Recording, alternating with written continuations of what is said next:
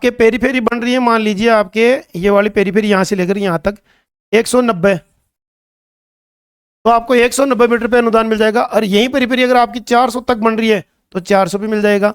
और 400 से ज़्यादा बन रही है आपकी पेरीफेरी तो उस पर आपको अपने स्वयं के स्तर से पैसा लगाना होगा, यानी कि डिपार्टमेंट की गाइडलाइन में 400 रनिंग मीटर तक आपको अनुदान मिल जाएगा। इसमें 5 तार आड़े कांटेदार और 2 जाएंगे अपने तिरछे, तो अपने तार हो गए 5 और 2 7 तार हो गए। साथियों, आप भी अगर तारबंदी पर अनुदान लेना चाहते हैं, अपने खेत के चारों ओर तारबंदी करना चाहते हैं, तो सरकार आपको सब्सिडी दे रही है। और इसमें सब्सिडी की अपन बात करें तो 90% सब्सिडी मिल रही है।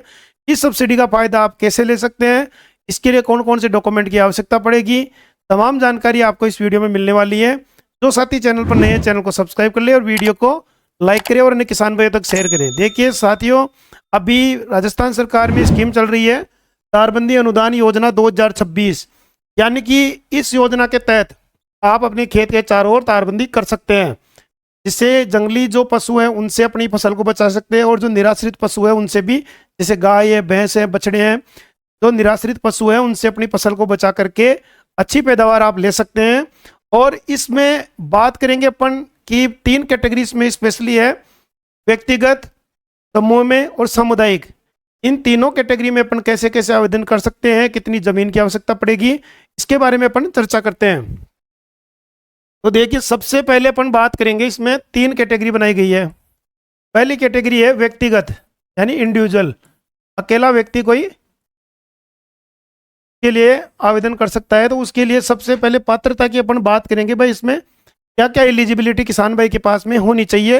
तो इसमें देखिए 0.5 हेक्टर, यानी मोटा मोटा अपन बात करें तो 2 बीघा पक्की जमीन किसान भाई के पास में होनी चाहिए। दूसरी कैटेगरी इसमें समूह है, यानी ग्रुप के अंदर अगर अपन आवेदन करते हैं तो इसमें 2 या 2 से अधिक फार्मर, जैसे 2 3 4 5 6 जितने भी हैं, वो सारे मिलकर के आवेदन अगर करते हैं तो वो समूह में आते हैं।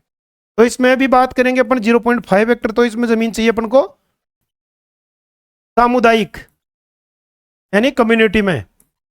अब सामुदायिक का मतलब है, इसमें पिछले साल जो गाइडलाइन थी उसमें कुछ चेंजेज हुआ है, यानी सामुदायिक में पहले जरूरत पड़ती थी अपन को 10 किसानों की, अब गाइडलाइन में चेंज हुआ है, इसमें चाहिए अपन को 7 किसान, यानी 7 फार्मर मिलकर के अगर आवेदन करते हैं तो वो सामुदायिक कैटेगरी में आते हैं।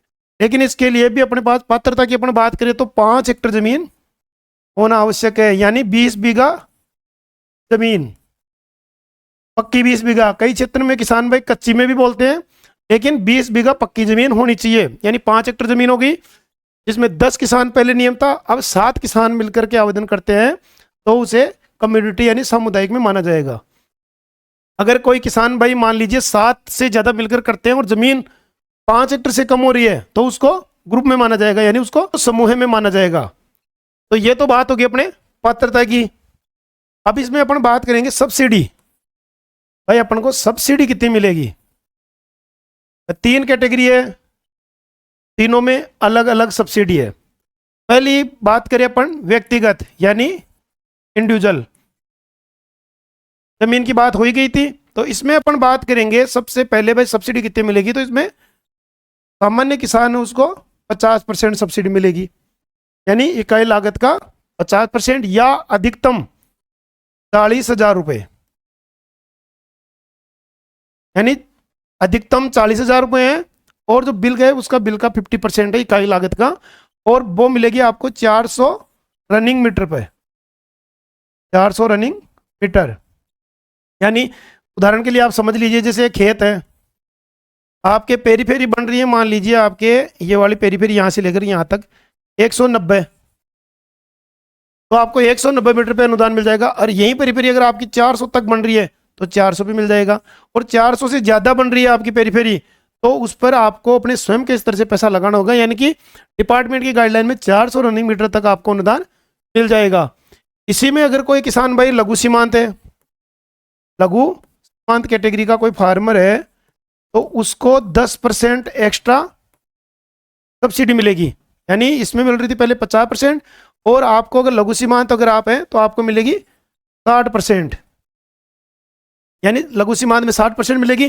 60% का मतलब हो गया, इसमें जैसे पहले 40,000 मिल रहे थे तो इसमें आपको मिलेंगे 48,000 रुपये प्रति 400 रनिंग मीटर पर अनुदान है। अगर कम है तो कम पैसा मिलेगा, और 400 है तो 400 पे पूरा आपको 48,000 रुपये इसमें मिल जाएंगे। यह तो बात होगी अपने व्यक्तिगत की। और दूसरी अपन बात करें इसमें समूह की, यानी ग्रुप में, समूह में दो या दो से ज़्यादा फार्मर मिलकर करते हैं तो वो समूह हो गया, ठीक है।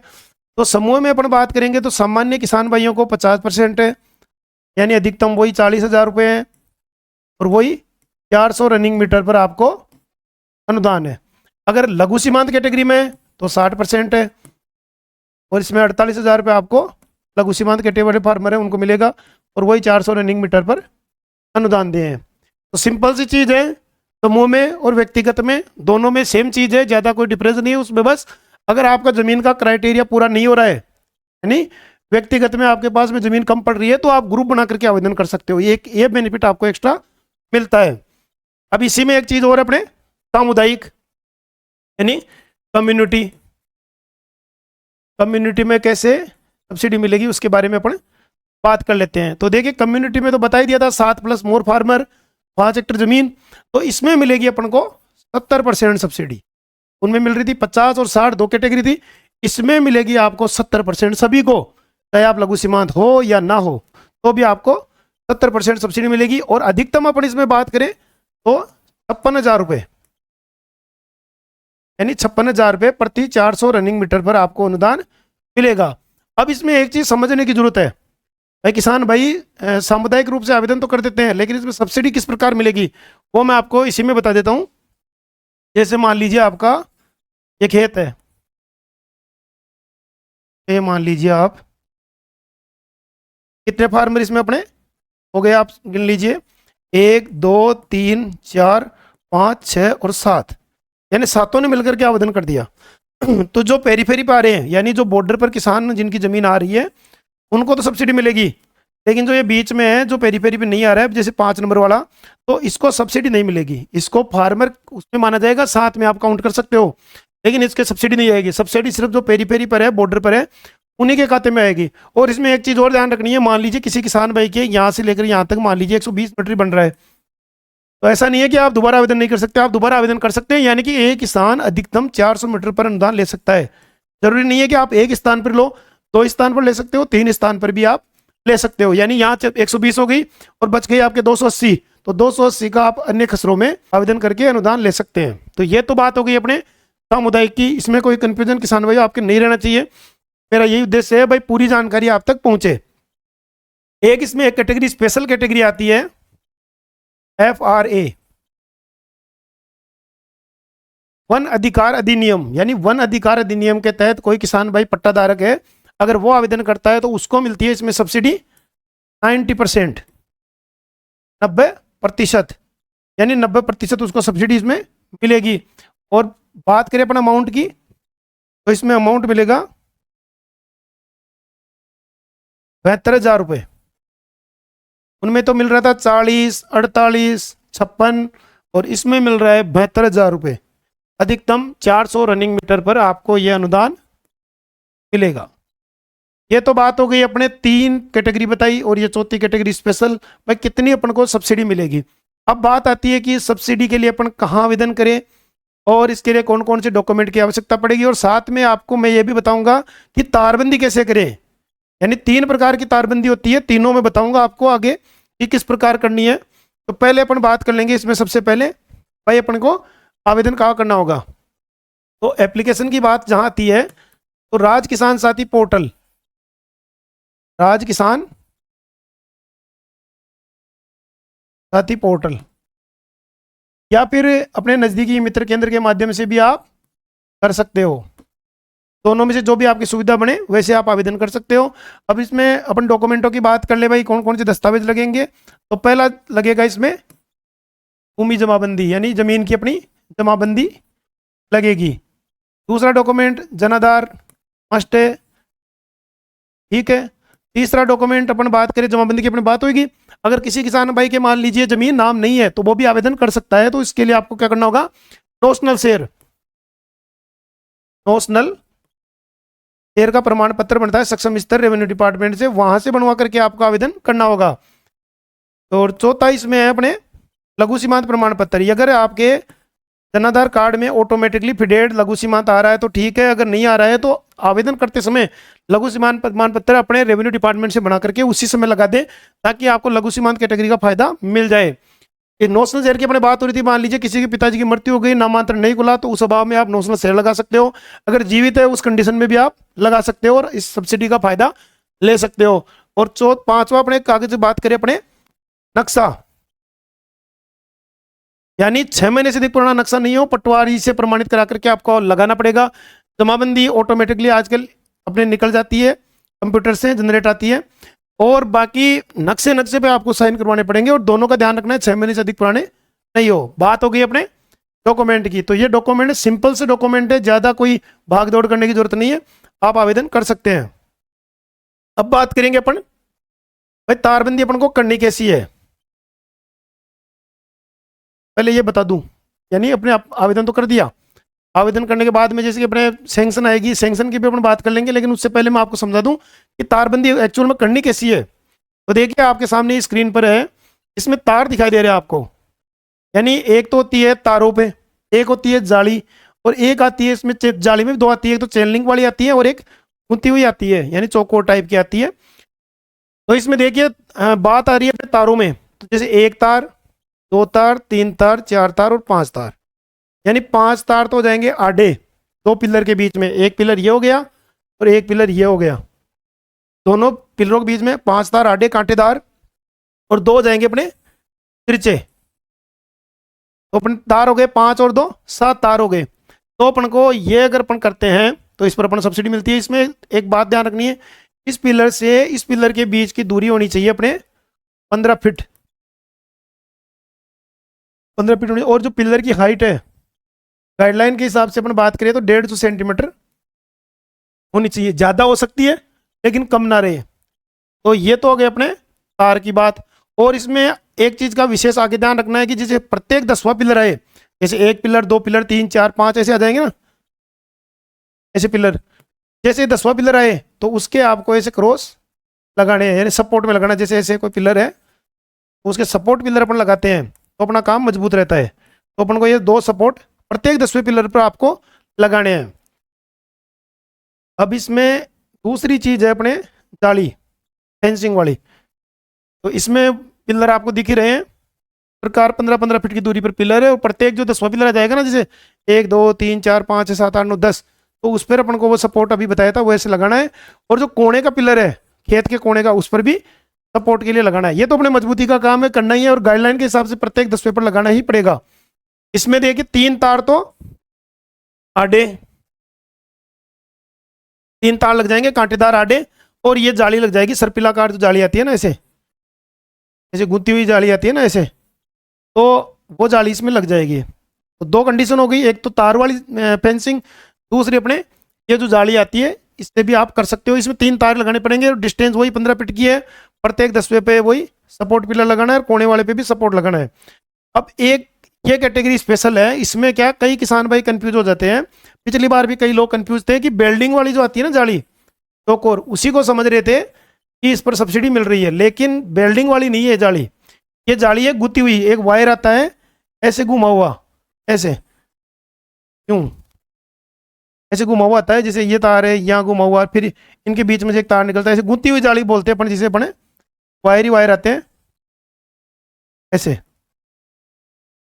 ऐसे, इस तारों से मिली हुई आती है, मतलब बनी हुई, बेल्डिंग नहीं आती है, कहने का मतलब अपने बेल्डिंग नहीं आती है। तो इस पर भी सब्सिडी है, सेम क्राइटेरिया वो का वो है, वही 3 तार इसमें आडे लगेंगे और ये वाली जाली इसमें लग जाएंगी। प्रत्येक 10वें पे सपोर्ट लगेगा, 15 फीट की एक पिलर से दूसरे पिलर की दूरी रहेगी, 150 सेंटीमीटर हाइट रहेगी, सेम चीजें हैं। ये तो बात आपके समझ में आ गई अपन को तारबंदी कैसे करनी है। 3 प्रकार की तारबंदी है, तीनों में से जो भी करोगे सब पर सब्सिडी सेम है, ऐसा नहीं है कि तार वाली पे ज्यादा है या कम है, सब पे सेम है। अब बात आ रही थी अपने आवेदन अपन ने कर दिया, आवेदन करने के बाद में पहले होती है अपने डॉक्यूमेंट की जांच, यानी डॉक्यूमेंट स्क्रूटनी, कागजों की जांच होती है, कृषि अधिकारी द्वारा जांच की जाती है। जांच करने के बाद में अगर आपके फाइल में कोई कमी है कोई डॉक्यूमेंट की, तो आपका जो जनाधार से जुड़ा हुआ मोबाइल नंबर है उस पर एक मैसेज आएगा और उसमें उस डॉक्यूमेंट की पूर्ति आपको 15 दिन के अंदर करनी है। जब भी मैसेज आए उससे लेकर 15 दिन में करनी है। अगर आप 15 दिन में नहीं करते हैं तो आपकी पत्रावली निरस्त हो जाएगी। 15 दिन में अंदर आप अगर पूर्ति कर देते हैं और सही से सिस्टम रहता है, आपकी फाइल सही रहती है, तो फिर होती है उसकी प्री वेरिफिकेशन, यानी प्रशासनिक स्वीकृति जारी होने से पहले एक बार उसकी प्री वेरिफिकेशन होती है। संबंधित कृषि पर्यवेक्षक द्वारा ये की जाती है, जिसमें आपके मौका मुआयना देखा जाता है कि आप कहाँ तारबंदी करोगे, जियो टैगिंग ली जाती है वहाँ की जियो टैग नंबर, और यह प्रमाणित किया जाता है कि आपने पूर्व में तारबंदी नहीं कर रखी है और पूर्व में अनुदान नहीं ले रखा है, और आपके पेरी नापी जाती है भाई कितने मीटर तक आपको सब्सिडी मिल सकती है, वो बना करके बेचते हैं। और उसके बाद में अपनी निकलती है एएस, यानी प्रशासनिक स्वीकृति, भाई आप तारबंदी कर सकते हैं। तो आपको वो करनी होती है, 60 दिन का टाइम मिलता है।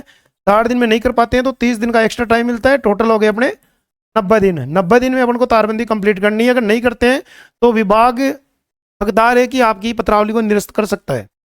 अगर आप नहीं करते हैं तो गाइडलाइन के हिसाब से आपकी पत्रावली ऑटोमेटिकली निरस्त हो जाएगी। बाद में आप कहोगे कि साहब मैंने तो पता ही नहीं था मुझे, मैं इतने दिन का टाइम और लेना है मुझे। अगर आपको एक्स्ट्रा टाइम चाहिए तो आपको लिखित में संबंधित अधिकारी को प्रार्थना पत्र प्रस्तुत करना होगा, और आपको रिलैक्सेशन मिलता है तो आप कर सकते हैं।